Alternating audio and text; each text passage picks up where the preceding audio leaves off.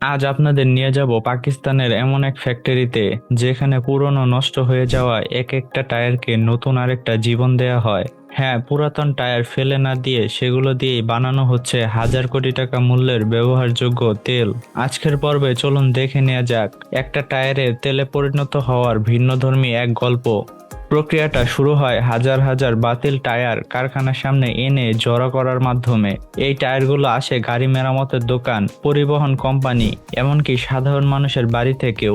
একটু লক্ষ্য করলে দেখবেন পাকিস্তানের রাস্তার ধারে এমন স্তূপ করা টায়ার আরোহণ চোখে পড়ে, কিন্তু এই ফ্যাক্টরিতে সেই একই টায়ার হয়ে ওঠে মূল্যবান সম্পদ। প্রথম ধাপে দক্ষ শ্রমিকরা বিশেষভাবে তৈরি ধারালো স্টিলের পাত ব্যবহার করে প্রতিটি টায়ারের ভেতর থেকে লোহা বা স্টিলের তার আলাদা করে ফেলেন।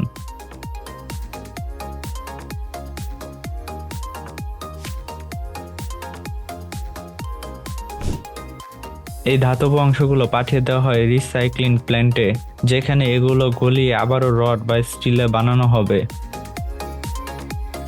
এরপর টায়ারের বাইরের কিনারা গোল করে কেটে আলাদা করা হয়, যাতে পরবর্তী ধাপের কাজ করতে সুবিধা হয়। কেটে রাখা টায়ারগুলো এরপর নিয়ে যাওয়া হয় কারখানার ভেতরে থাকা একটা বিশাল চুল্লিতে।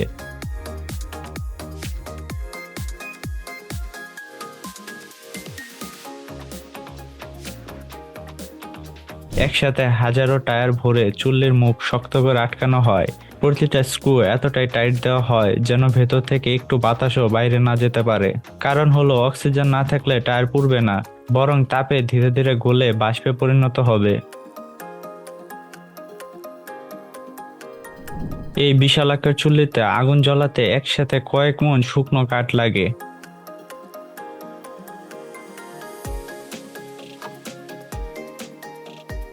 আগুন ধরানোর পর কখনো কখনো পুরো চুল্লিটিকে স্বয়ংক্রিয় মেশিনে ধীরে ধীরে ঘোরানো হয়, যাতে তাপ সব দিক থেকে সমানভাবে পৌঁছায়। এই অবস্থায় প্রায় 10 থেকে 15 ঘন্টা ধরে পোড়ানোর প্রক্রিয়া চলে। পুরো বিষয়টা অনেকটা প্রেসার কুকারের মতো। বন্ধ পরিবেশে উচ্চ তাপে খাবার রান্না যেভাবে হয়, ঠিক তেমনি টায়ারও এখানে রূপান্তরিত হয়। তাপের প্রভাবে টায়ার বাষ্পে পরিণত হয় এবং সেই বাষ্প ঠান্ডা হয়ে পাইপ বেয়ে বের হয়ে আসে ঘন কালো তেল হিসেবে। বিজ্ঞানের ভাষায় এই পুরো প্রক্রিয়াকে বলা হয় পাইরোলাইসিস, অক্সিজেনবিহীন পরিবেশ তাপ দিয়ে জৈব পদার্থ ভেঙে দেওয়ার পদ্ধতি। এই প্রক্রিয়ায় শুধু তেলই পাওয়া যায় না, পাশাপাশি পাওয়া যায় কার্বন ব্ল্যাক পাউডার, যা রাবার শিল্প ও প্লাস্টিক তৈরিতে গুরুত্বপূর্ণ কাঁচামাল। এমনকি নিউজপ্রিন্ট বা ফটোকপি মেশিনের কালি হিসেবেও এটি ব্যবহৃত হয়। আর সেই আলাদা করা স্টিলের তারগুলোকে পুনর্ব্যবহার করা হয়, কিছুই নষ্ট হয় না।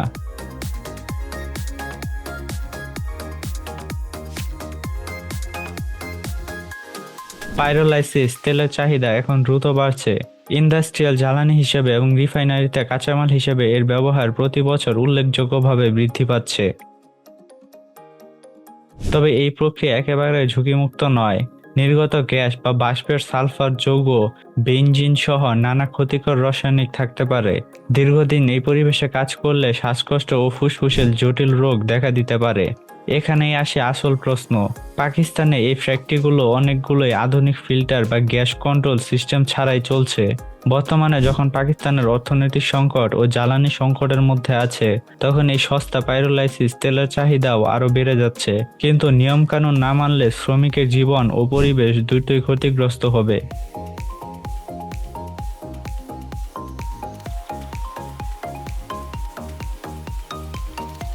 একটু ভাবুন, প্রতি বছর পৃথিবীতে 1.5 বিলিয়নেরও বেশি টায়ার বাতিল হয়। একটা টায়ার যদি এভাবেই ফেলে রাখা হয়, সেটা মাটিতে মিশতে সময় লাগে প্রায় 4000 বছর।